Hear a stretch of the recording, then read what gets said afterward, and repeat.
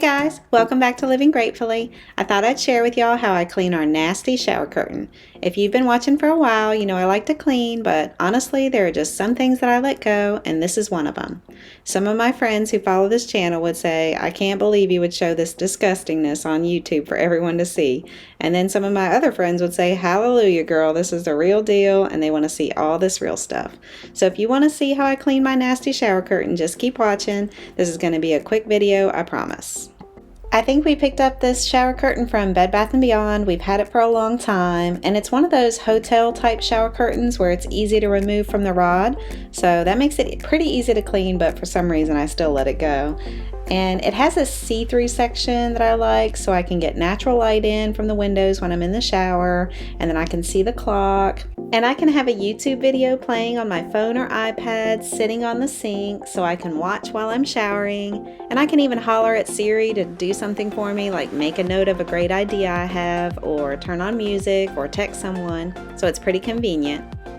And it even has this part that unclips so that you can just wash the liner, but I just take the whole thing off and wash it.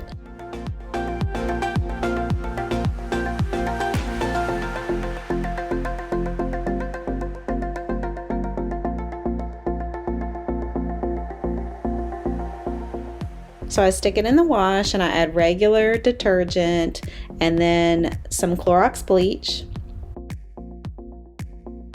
And then I wash it on the bulky setting with hot water.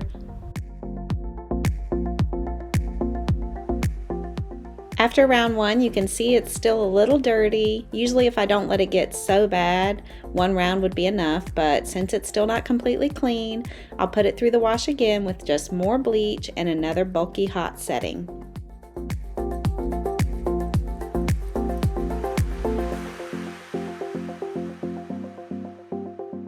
And this is the result. I don't have to put it in the dryer, I just hang it up to dry, and the next time I'll try not to let it get so bad before I wash it so I don't have to do 2 rounds. You'll notice the bottom edge has threads from where I cut it off so it would be shorter, so that the see-through part would be at the right level for me.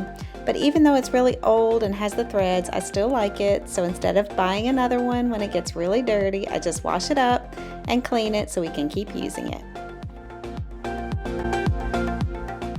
I hope this video helped you out, and if it did, please be sure to give it a thumbs up and subscribe for more videos from Living Gratefully.